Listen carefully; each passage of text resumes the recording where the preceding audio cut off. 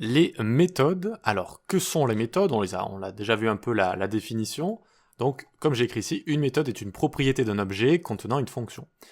On appelle une méthode en utilisant le nom de la propriété qui lui est associée. D'accord? Et avec les parenthèses, évidemment. Donc ici, on va se faire const athlete est égal, et alors notre athlète, il peut faire plein de choses. Il peut jump, et là, on va utiliser une fonction fléchée ici, alors jump, et on va loguer jump. Notez la syntaxe de la fonction fléchée, deux points, parenthèse, fonction fléchée. Virgule ici, autre propriété, donc autre méthode en l'occurrence. Swim, donc il va pouvoir aussi nager, et ici je lui passe une fonction classique. Et je l'écris ici swim. Virgule, run, il va pouvoir courir également. Il va faire, comment ça s'appelle quand on mélange marathon, etc. C'est un nom spécial, je crois. Style, non, je sais plus quoi. Bref, il peut tout faire. Et donc ici, on va faire log run juste ici. Voilà, très bien. Donc jump, swim et run juste là. Et donc notez que finalement, j'ai réussi à créer des méthodes avec 3 syntaxes différentes. C'est bizarre ça un petit peu. Testons déjà si ça fonctionne. Donc on a athlete.jump, il va sauter comme ça. On appelle ça un Ironman, non? Quand on mélange les plusieurs disciplines. Bref. Donc on a jump juste ici.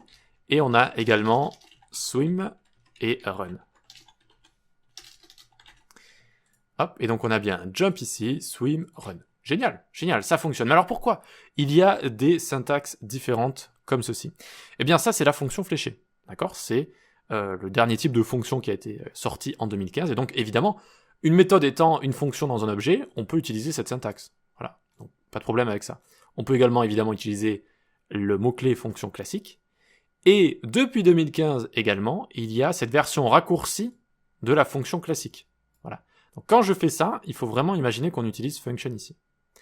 Et là vous allez me dire, bon, ok, mais est-ce qu'il y a une différence entre utiliser une fonction fléchée et une fonction classique en tant que méthode d'un objet? Eh bien oui, il y a une différence.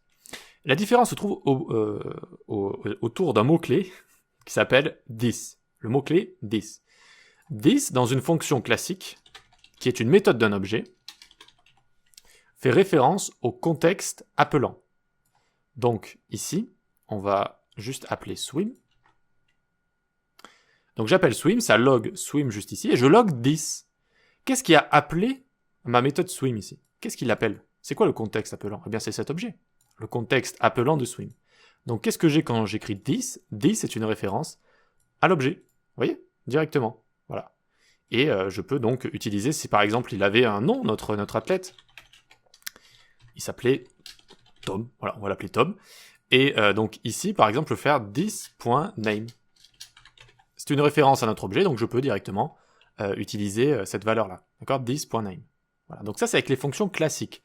Là, this dans une fonction classique va faire référence au contexte appelant, d'accord? Qui appelle la méthode dans cette configuration-là. Pour la fonction fléchée juste ici, quand je log this, ça fait référence au contexte englobant. Au contexte englobant. Donc on va jump maintenant. Qu'est-ce qui englobe notre objet? C'est l'objet global window. C'est l'objet global window. Et donc là, on a une référence, finalement, à notre objet global window. Toutes les variables que vous allez créer, les fonctions que vous allez créer, vont être stockées dans l'objet global window. Donc finalement, au-delà de notre contexte appelant athlète, on a cet objet global. Et donc, on a notre fonction fléchée qui fait référence à l'objet global juste ici, au contexte englobant. Donc ceci est une introduction au mot-clé this. C'est un mot-clé qui peut provoquer beaucoup de nœuds de cerveau. C'est un mot-clé assez complexe à gérer parce qu'il y a des cas précis d'utilisation. Ça change suivant la structure de votre code, suivant les fonctions et suivant plein de petites choses. Mais pour cet exemple, on va dire que c'est le plus simple pour introduire this. Si vous avez this dans une méthode qui utilise une fonction classique, eh bien ça fait référence au contexte appelant. Si c'est une fonction fléchée, ça fait référence au contexte englobant.